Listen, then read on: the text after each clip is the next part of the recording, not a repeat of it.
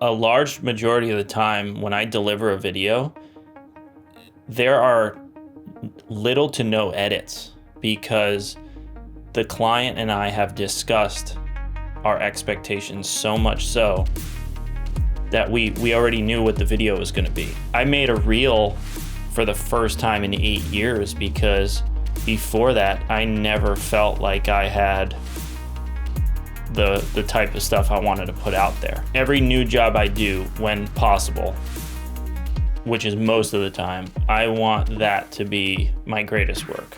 I want that not only for myself, but for the client. I want that to be the next video that lives on my website, at the top.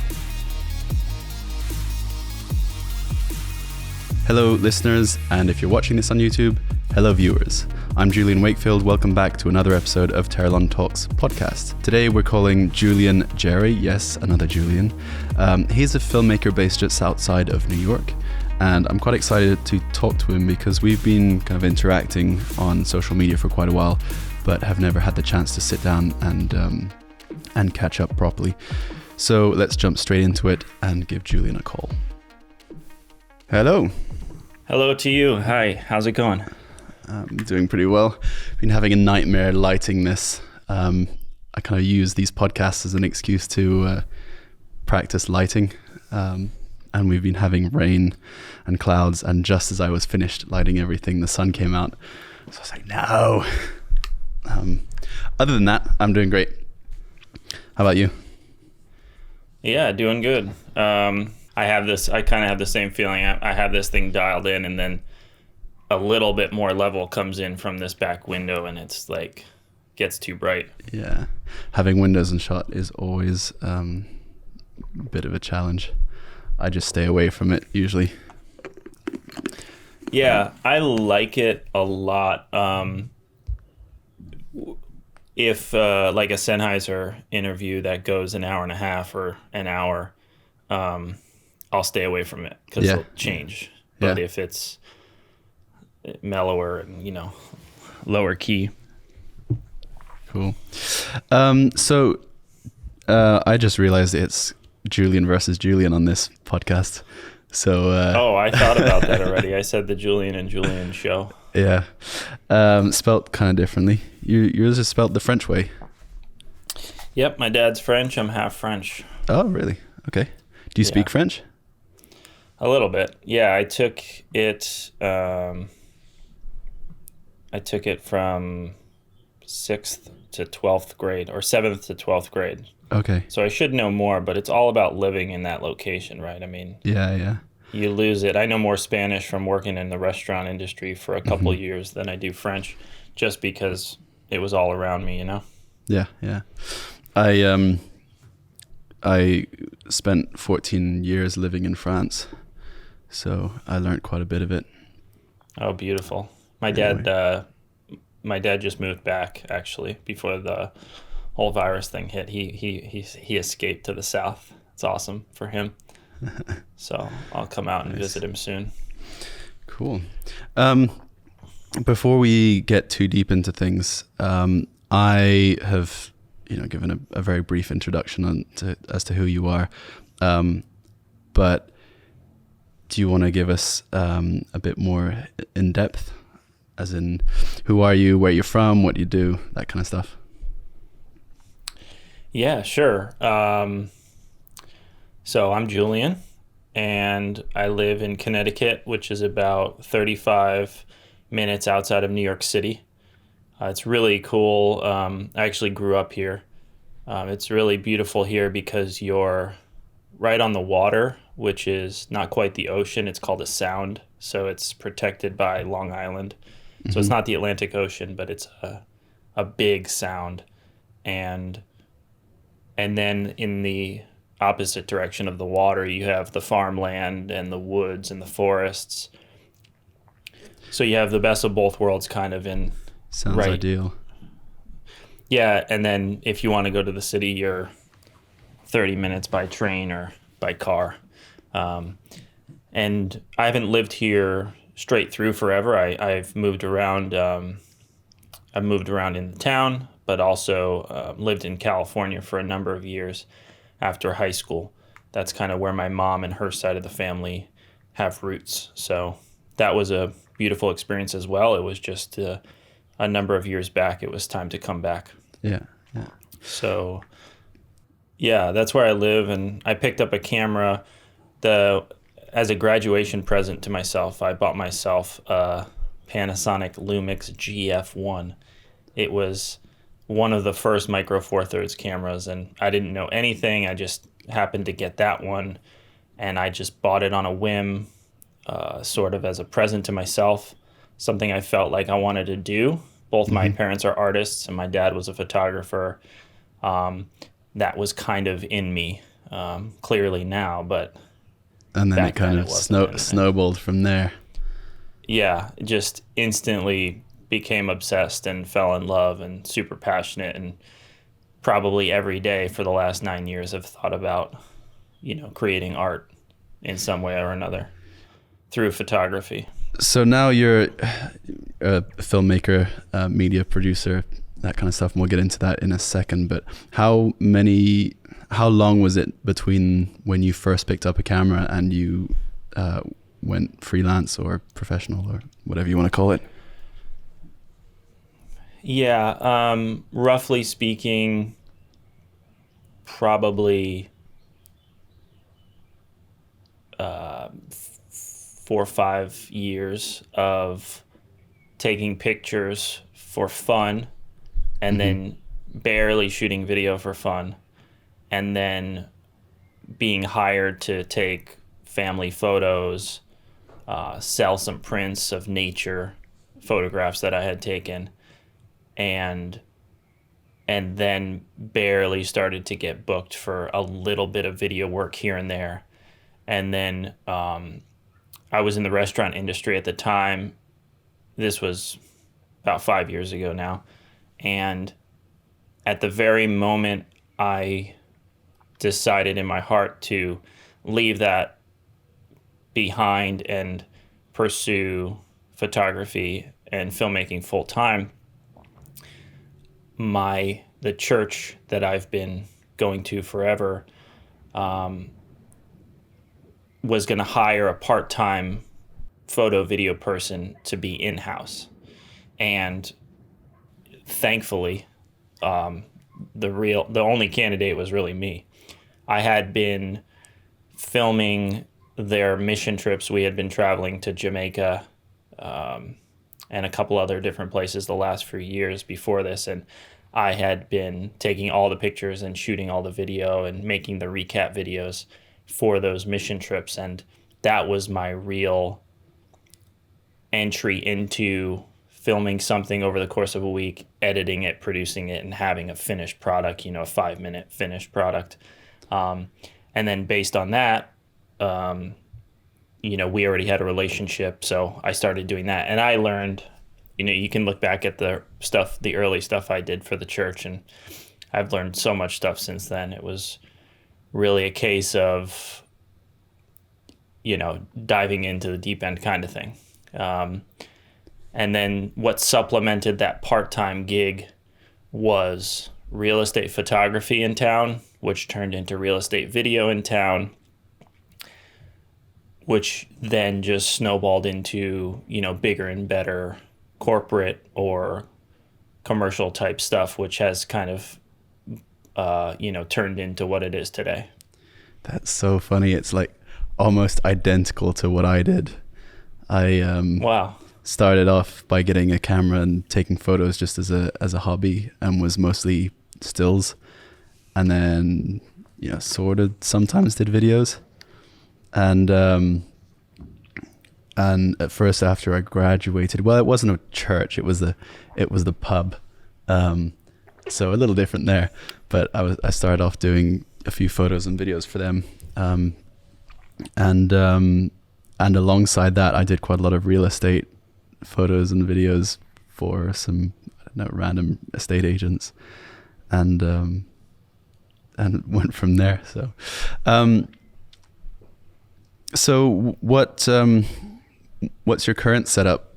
What are you doing now? Are you have you set up a business? Are you freelance? Do you work for someone else? What's the deal? Yeah, so over the last, it's been 4 or 5 years now, but I started part-time with the church doing the photo video kind of creative director role.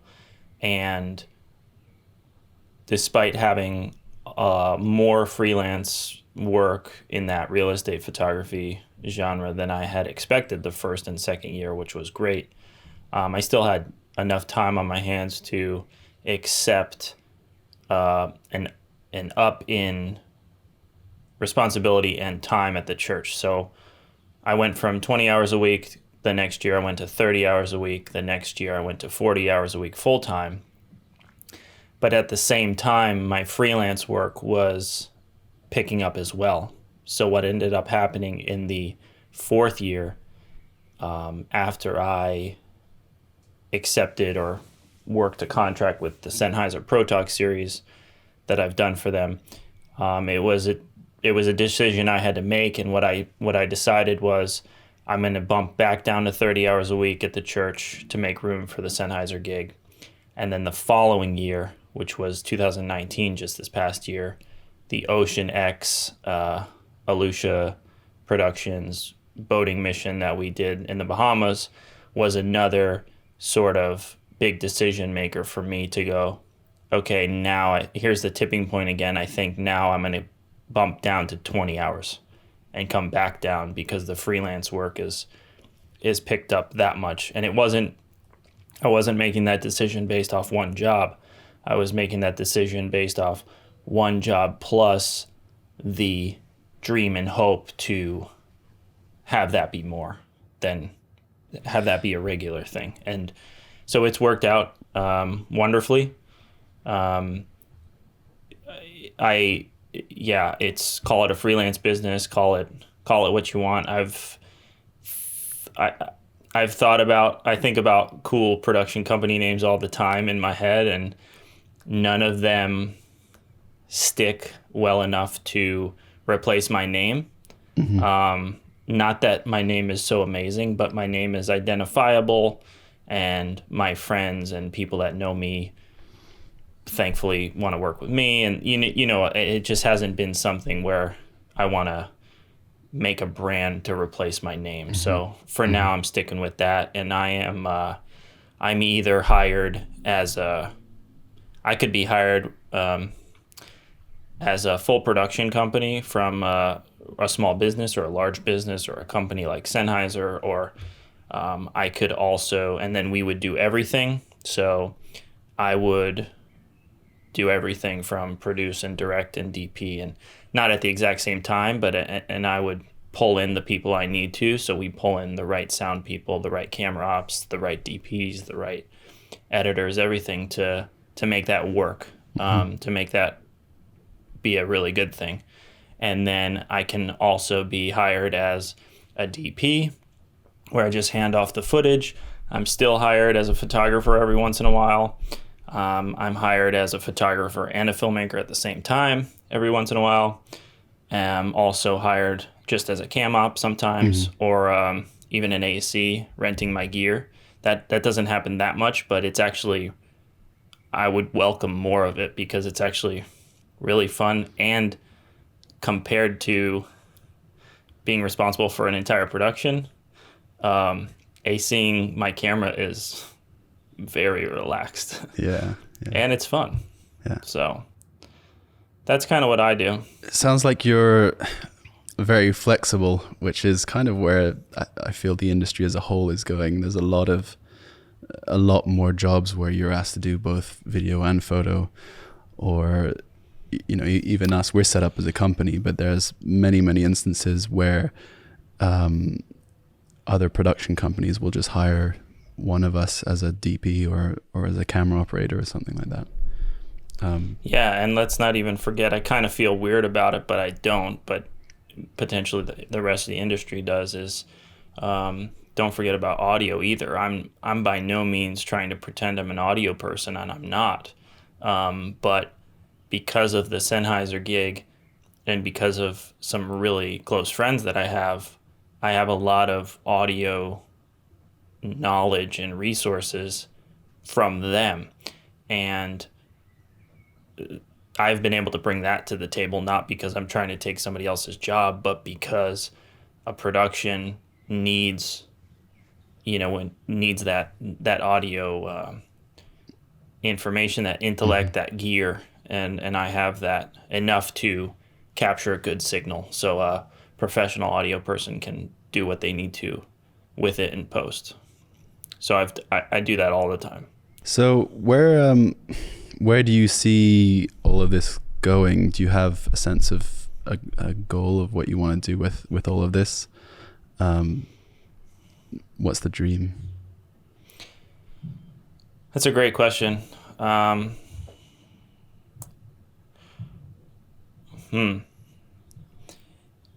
I find a lot of pleasure and fun in shooting as a DP, or a cam op or directing, but with that final image in mind. And with the experience that I've had and what I do for my clients, I've figured that out. I figured that that's my favorite part of the business. So that being said, I would love more and more larger companies like Sennheiser to approach me and OceanX to approach me and hire me to do whatever they need me to do. And if that is just me as a DP, then that's great. But if it's me as a company, then that's great too. We'll just do what we need to on our end to, we have the editors and the camera ops and stuff in place to support that. So if and when it comes, that's a dream. The dream is to have a greater reach, I guess. At the end of the day, when you try to figure out what's important, especially now in this time when you have time to reflect, I've had a bunch of time to reflect, and it's at the end of the day, you realize like how short your life is and stuff. Like, you really should just only worry about like having fun and being at peace with like what you're doing, Yeah, very true. 'Cause otherwise, what's the point, right? I mean, yeah, you can put food on the table, but you can do that with any job. Yeah, and maybe you can put a lot of food on the table, or maybe you can put a lot of money in your bank account, but at the end of the day, you can't take it with you. And if you're stressed out and you can't remember, or you didn't even enjoy yourself in the last day or week or year or what have you, that's not worth it. Yeah. So it sounds like what you really enjoy is working direct with the end client and finding a solution to their needs, regardless of whether that's, you as a DP or you as a production company. Yes and no. Yes, because I like delivering. I like hitting the nail on the head. It isn't my favorite part to put those hours in pre-production and educate a client that needs education. I don't mean that in a bad way, but I mean that there's a lot of clients that need to be educated in the video production world before we can present them ideas. There's a lot of people say, hey, I need a video, how much is a video? And it's like, the first thing I say is, can we jump on the phone and have a phone call? And it turns into an hour-long phone call, not because we're inefficient, but actually because we're super efficient and we're communicating and educating each other and learning. We're figuring out the goal. It's a lot of client education about their own business, their own goals, and that I think I do well, but it's not my favorite part. So I think that part I'd put down more as I put it down more as business skills, maybe within the video industry, as opposed to the creative side of actually coming up with scripts and lighting and filming and making things look good. Yeah, absolutely. Big time. I talk to a lot of folks that don't necessarily, it doesn't come natural to them, this kind of stuff. So one big thing that I wanted to kind of get on this podcast as a kind of theme that I enjoy talking about is the balance between the creative side of what we do and the business side of what we do.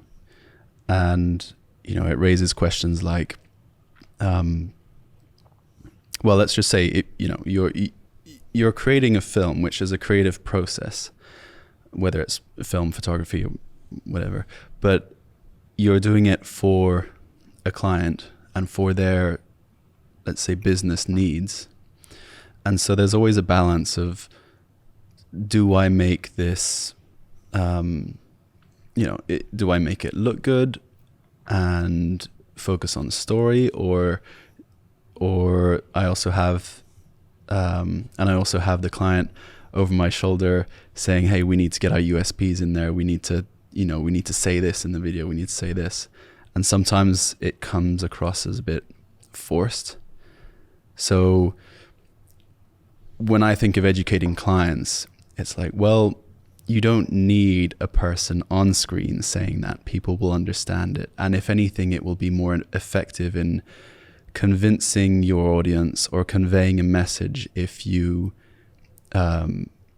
communicate that implicitly, as opposed to having someone on screen saying, I don't know, we have 14 computers in our offices and you can come work with us. Whereas if you just show shots of it, or right.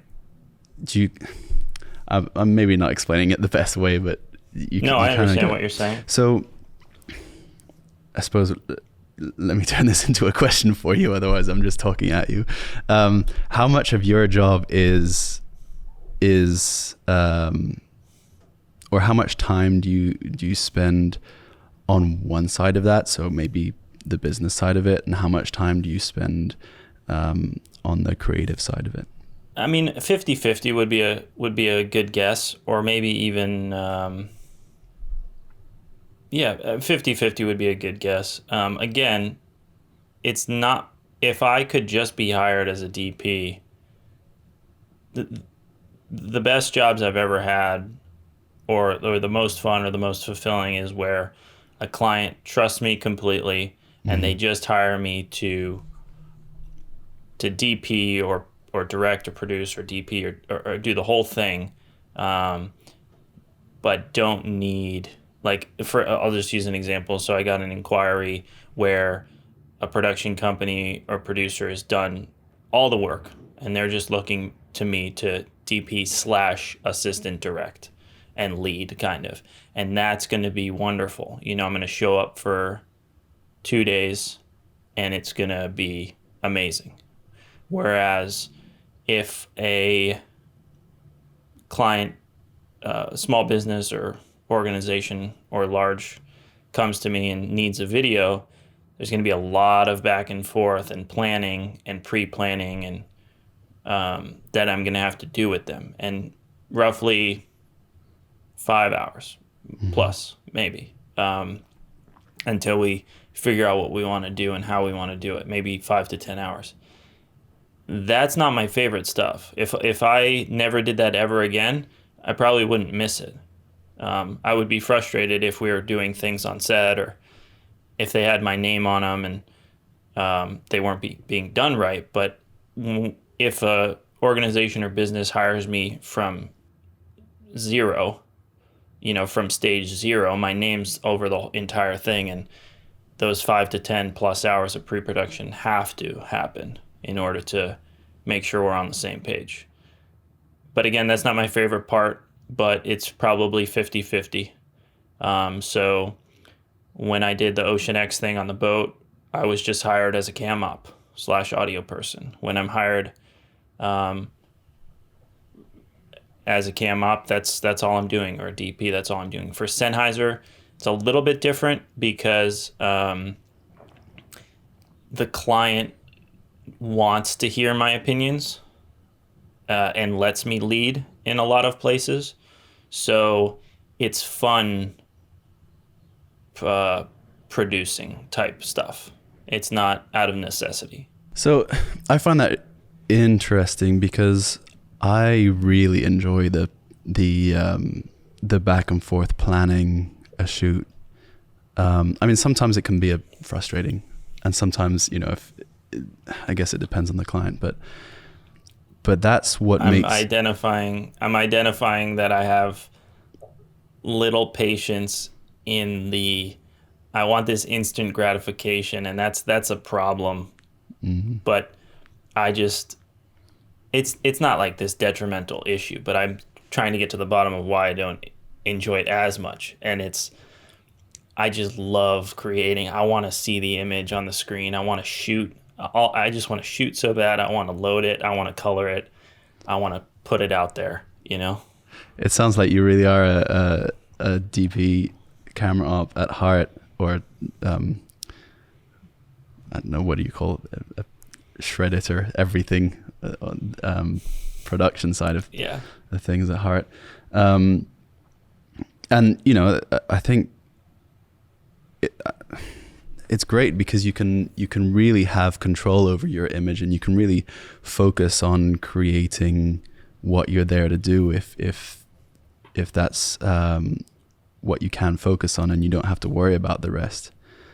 And jobs where you have a producer who takes care of everything is great because it can be very freeing. I think for me, on the other side of things, is if it's a project as a whole, I've been in so many situations where it might have been badly produced, or by my own fault. I think when I was starting out, I didn't produce things well, and then the shooting part of it was just a pain in the ass. But I think when you one thing. Yeah, go on. Sorry. I think these days I do a lot of producing and a lot of the back and forth beforehand, because it really makes me feel like I can control the outcome of it. So, for example, if going back to what you said about a client coming to you and being like, "Hey, I need a video," and it's like, well, what kind of video, how long video, who's it for, what are you trying to promote, what message are you trying to get across? And when we started out, we'd have a lot of people saying, "Hey, I want a 3-minute video for YouTube," and we just go to them and say, "Well, 3 minutes for YouTube, like, that's incredibly long for what you're trying to promote. Why don't we do this campaign for you instead? And we'll do a 1-minute video for YouTube, then some 15-second clips and some photography as well." And that's the side of things that I really enjoy a lot, is mixing the business needs with the creative side of things. Yeah, trying to remember a couple things I wanted to say for sure. I always tell a client that I almost have to apologize for how intense I feel I am sometimes. Mm-hmm. Some people are like, no, but they're just listening. But I do a lot of talking, not for talking's sake, but it might be a control thing, but you're also trying to help and control and shape, and very efficient. I don't know what you call that, but I tell a client that, hey, just so you know, you want a video, we're going to flush this whole thing out and do a lot of planning now. So when it comes time to shoot, we're on the same page. We have no questions. And sometimes I even say this, a large majority of the time when I deliver a video, there are little to no edits, because the client and I have discussed our expectations so much so that we already knew what the video was going to be when we delivered it. And this is very basic. This goes to, the people that have shot weddings or whatever, where the client or the bride goes, "Hey, where's my grandma?" And it's like, we discussed, I asked you, like, "Hey, put a handful of, write a list of VIPs and let's discuss these expectations." And I tell people all the time, you need to get your expectations. Many problems can be avoided by communicating expectations. And I think it's a learned process. You have to learn from your mistakes. So you have to have an oh crap moment a couple times over the years with a client and go, oh my gosh, and you have to learn from that.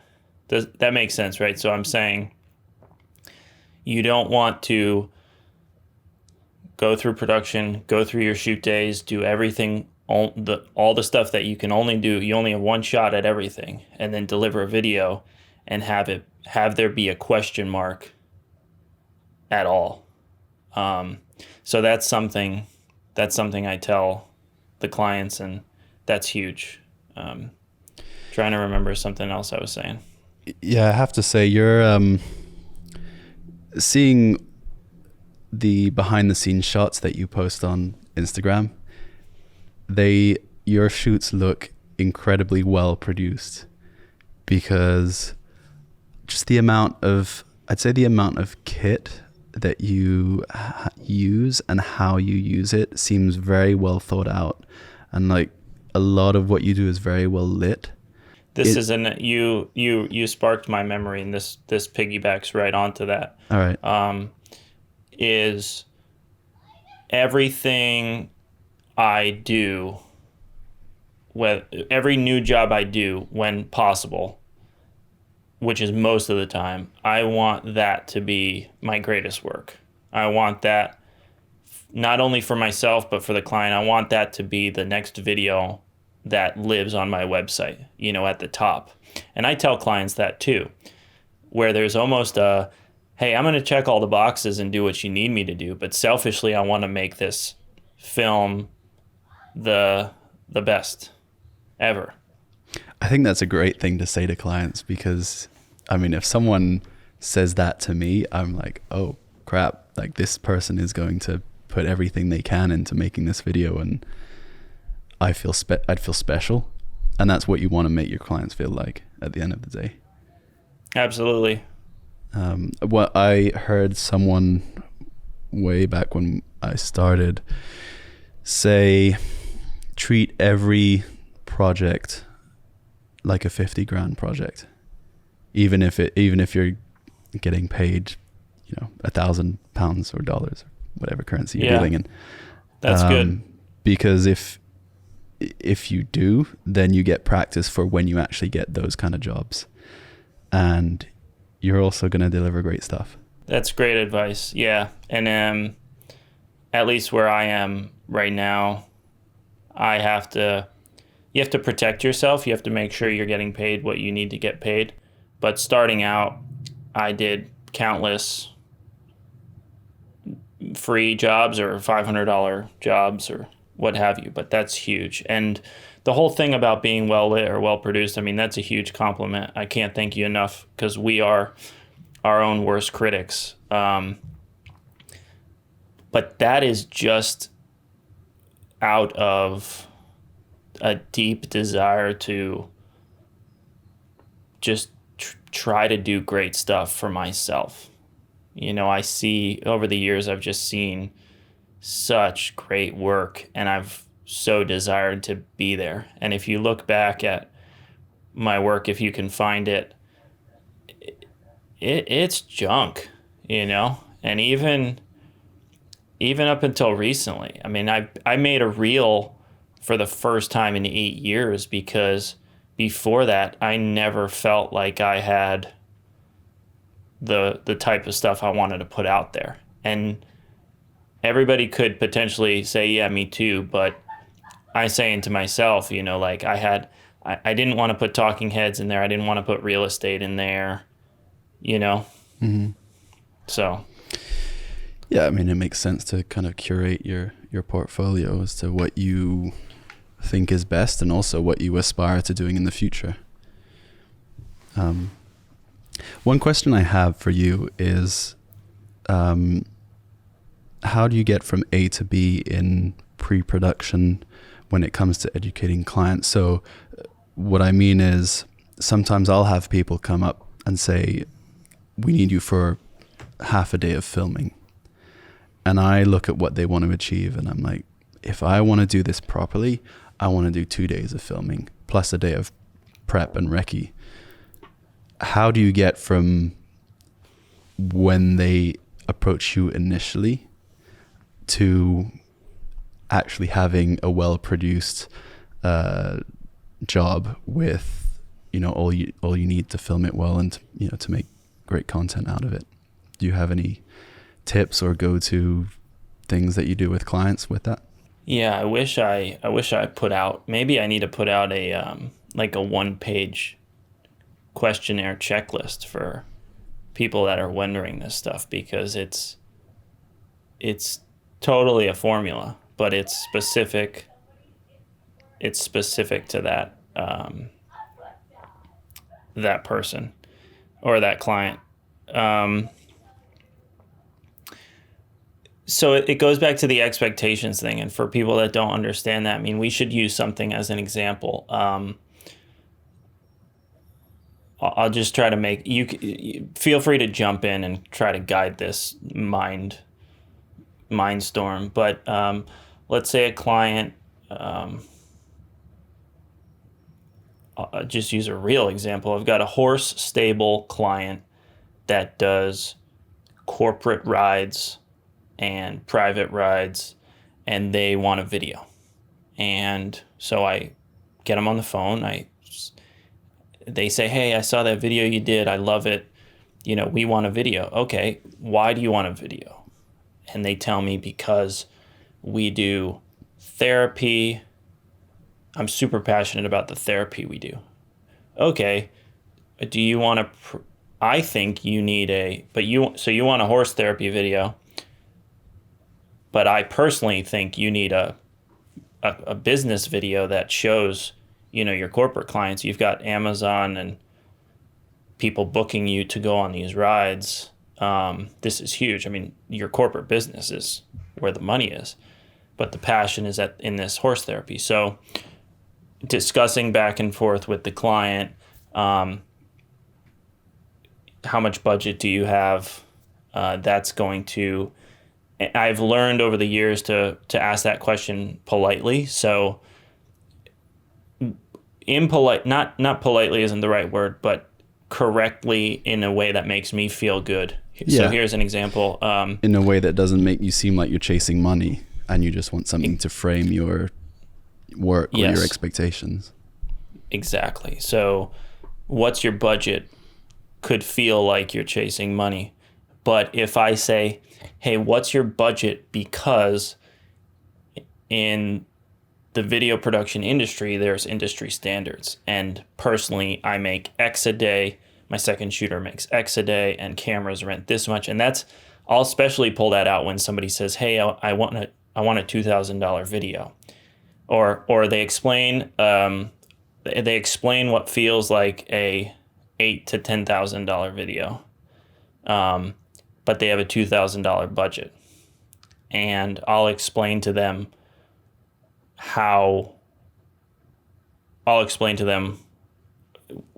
what industry standard budgets or our rates are. And What was your original question?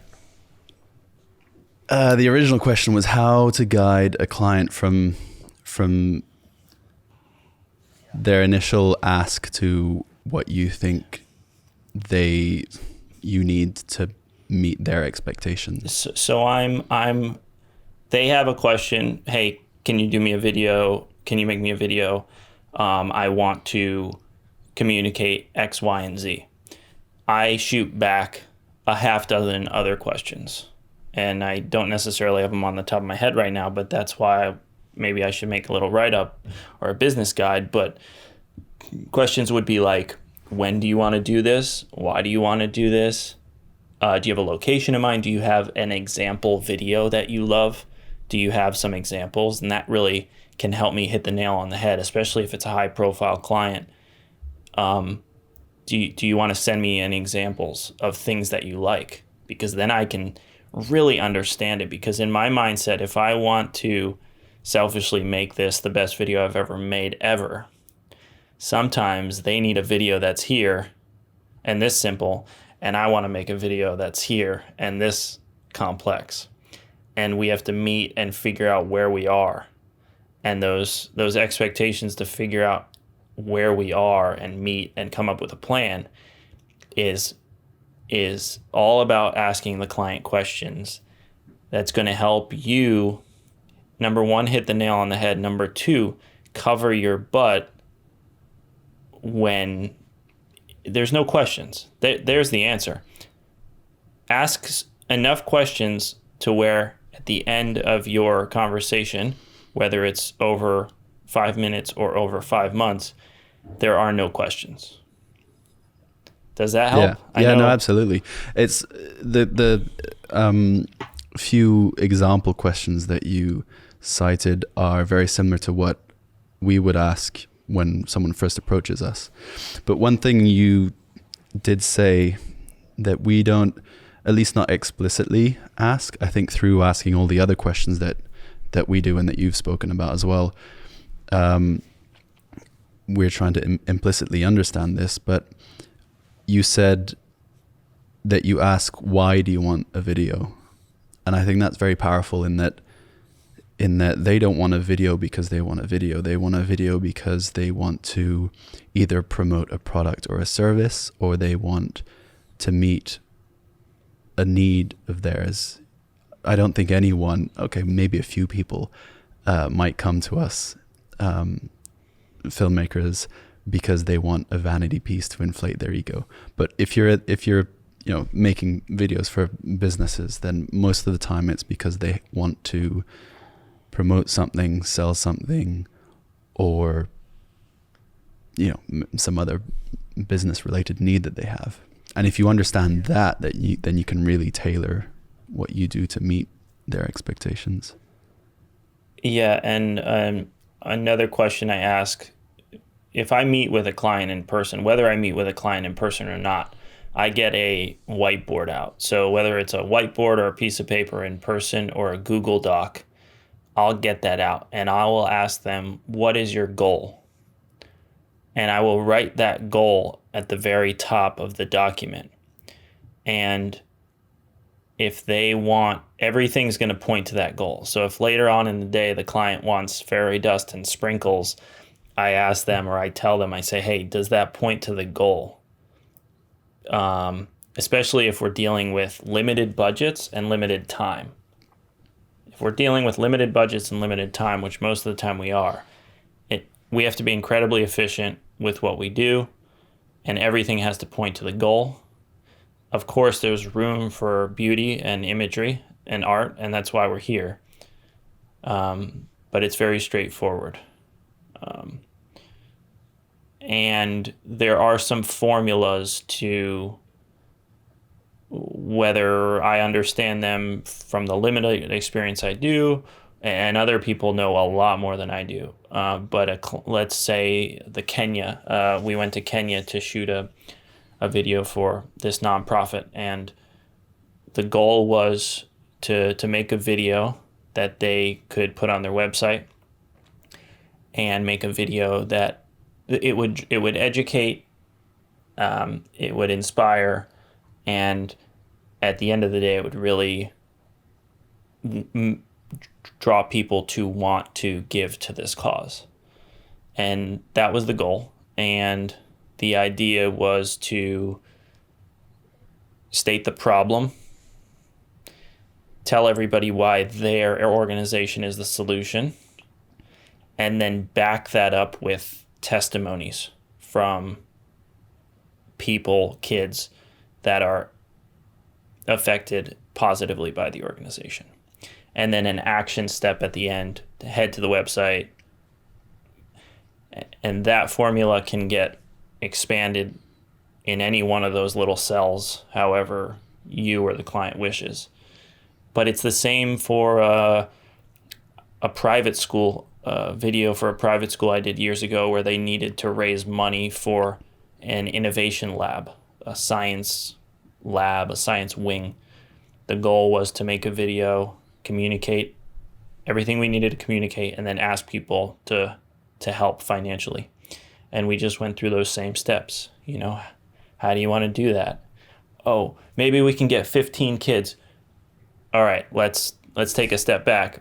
Let's get 3 kids and 3 teachers.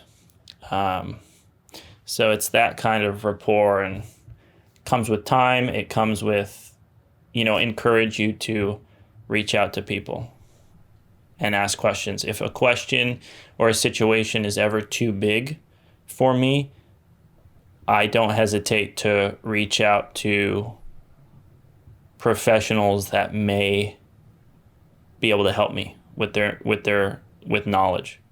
I think that's what you said about building a relationship with your clients is very, very pertinent as well. Because if you can communicate with your client, you can ultimately get what you need to do your job.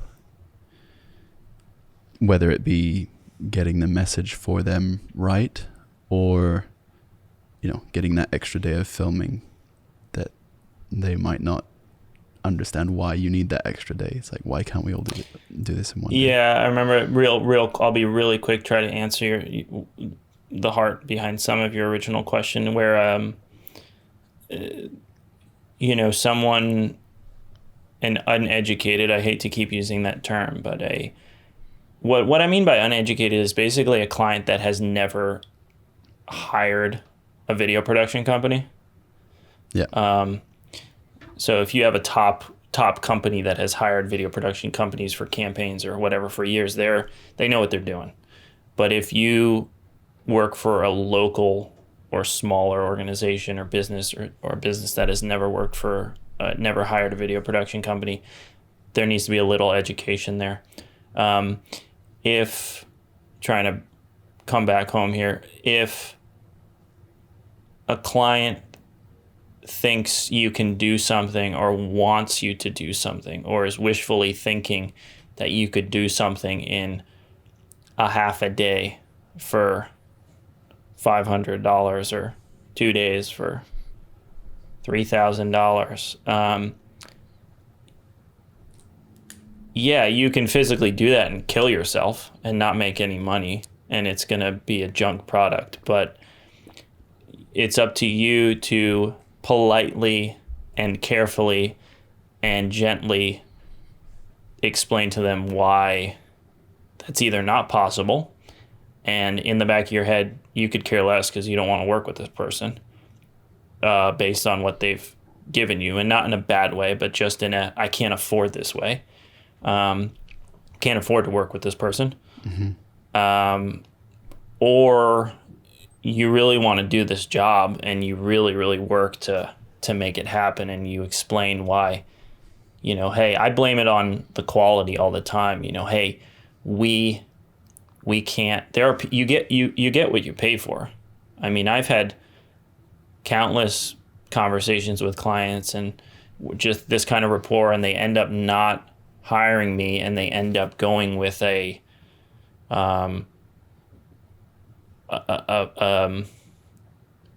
person like myself in my shoes where I was 5 years ago. And that's totally fine. But they got a $1,500 video. They didn't get a $12,000 video. And at the high level of video production, you can hear it, you can see it, and you can feel the difference. So would you say it's about not being afraid to say no to those people who say, no, you can't have a recce, we don't have budget for that? It depends on how bad you want to work with them. Yeah, how bad do you want to work with them? Do you see value in the job? Do you see value in the story? Not only for the world, but not only for yourself, but for the world. Do you see so it's a personal decision where there's stuff I would do for the rest of my life for free or for a minimum. And then there's stuff that I would have to get paid top dollar to do, right? So How do you choose your jobs? What criteria goes into making that decision of, whether it's because it pays well or it's good for your portfolio? What kind of things go into you making that decision? Well, I don't want to act like I have a boat full of 30 jobs every month to choose from. That's not the case at all. It's probably pretty clear. It's probably pretty clear whether you're going to say yes or no to something after some time has passed, after you talk to somebody, after you talk to friends and get their feedback. But if it's not clear, you weigh the pros and cons if it's not clear. I'm pretty decisive and quick, so I can figure out and decide. But it depends on what you love. I love being outside, adventure. We'll stick to that, So if it's working for a horse stable or a horse ranch or on a boat or fly fishing or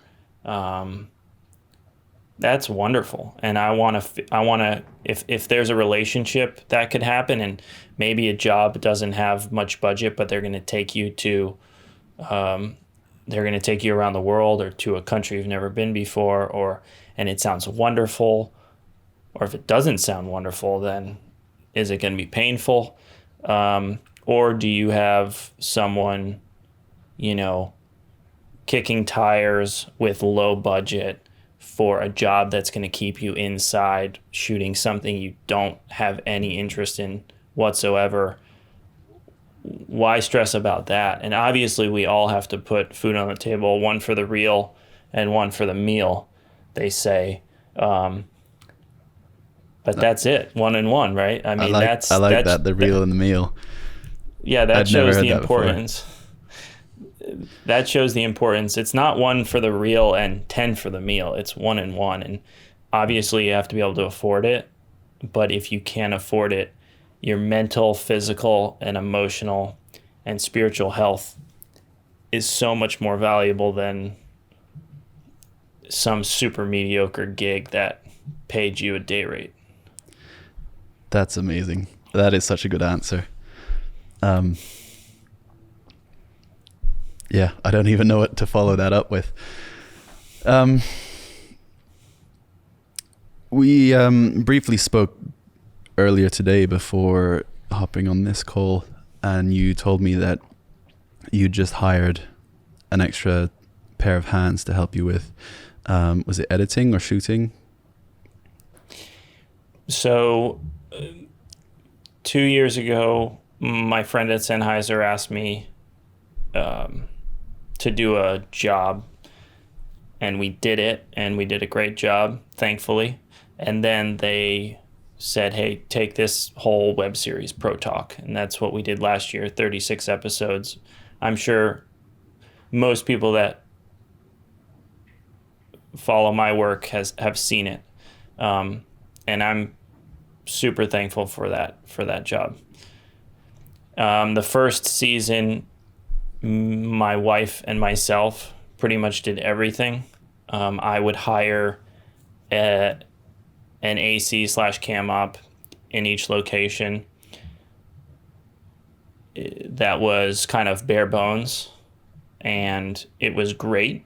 But at the end of 36 episodes, at the end of a year, I was on the verge of burnout and also on the verge of, I understood physically, mentally, this isn't sustainable to carry this load. Mm-hmm. So when Sennheiser said, hey, do you want to go again and do another season? I said, absolutely. And I ran the numbers and decided that I could 100% hire an editor to do. The editor's a friend of mine who I sort of trained to edit as if it was me editing, which is an amazing relationship. And what he does, he gets each episode about 99% to where it has to be. It's dozens and dozens of hours I'm saving as he edits. And then also hired a good buddy of mine, Zach Trinka, for most, if not all, of the set days as a second camera operator / DP. And that has just taken, that's huge as well, trying to clone myself and say, hey, you cover that, I'll cover this, and being 100% confident in what he's capturing. So there was a reason why those two hires came. So the reason I brought this up, and you've already done a pretty good job at covering it, is at some point to grow and scale your business, whether it's a freelance business or whether you're setting it up as a production company, at some point you have to release hold of some of that creative control and trust other people. And that can be very difficult in a creative industry like ours, where most people feel a personal involvement with what they're creating for clients. And you mentioned that these guys that you're working with now are very close to your vision. But what do you think about the difficulties in releasing? Oh, a light's just turned off. Hold on. There we go. Dodgy wire. Where was I? What's my vision? Oh yeah. What are your thoughts on the difficulties in releasing some of the creative control over some things? Was it a difficult choice for you to hire more people, in that were you afraid of what your products were going to look like at the end of the day, or was it just a natural no hesitation thing? Well, the first hesitation is there has to be money behind it. These people have to get paid, and you have to get paid. So I lean towards I usually lean towards paying people. Not that this is true. My wife's going to listen to me and kill me, but this isn't true. But I'm trying to prove a point where I lean towards paying people to hang out with me and do a good job. And I'm not trying to keep $500. I'm trying to give $500 to a person who's going to make the set wonderful and help. And I'm not trying to skimp. And so that being said, there has to be budget at the end of the year, or at the end of the day when I hire out. I have to be taking home what I need to be taking home. So that was the first hesitation. Once that was clear and on the table, okay, there is enough budget for this. There's only one, the person that I hired to edit, Tim, his name is Tim. I don't have another person. He was the option. He interned for me at the church, and I taught him how to edit, basically, quote unquote. He knew how to edit. He's got his own amazing skills in film theory and stuff like that. But I taught him how to edit like I want him to edit if he's going to edit for me. And it took hands-on training for different sessions of weeks at a time. And we're in a groove now that we've never been before. These Pro Talk Sennheiser series episodes that are coming out weekly every Wednesday are awesome. And the next Wednesday, I'm about to finish one right now, and every single one that we come is just better than the last. So that's great. And then same with the shooter. Yeah, I mean, Zach is local. He shoots on FS7, just like we do for this production. He just so happens to do a lot of work with Fox and that kind of pocket of Fox that he does a lot of work at has a Gemini. So it's the same red camera, and whether or not he had that experience, he would be fine anyway. But yes, I don't have a pile of 15 camera operators and editors to choose from. It's a very small pool that I was comfortable with to hire on almost, full or part-time. One thing I do have a handful of resources is with audio people and post-audio people. I actually don't have enough work to bless everybody with stuff. I have to kind of apologize to the world to say, I know you guys are wonderful, you're my friends, but there's only enough stuff to send it to one person, Listen, I'd love to go into a lot more detail into that answer, but we're going to try and keep these podcasts to about an hour each. So we'll have to start wrapping up. If I'm going to give you the stage now. Is there anything that you want to talk about? Anything big going on? Maybe it's you said the next Sennheiser Pro Talk episode's coming out on Wednesday. Possibly linked to that, or do you want to plug your socials? Yeah, I mean, all of the above, really. Plugging the website, julianjarry.com, with the right spelling is really fun because it has the social stuff on there.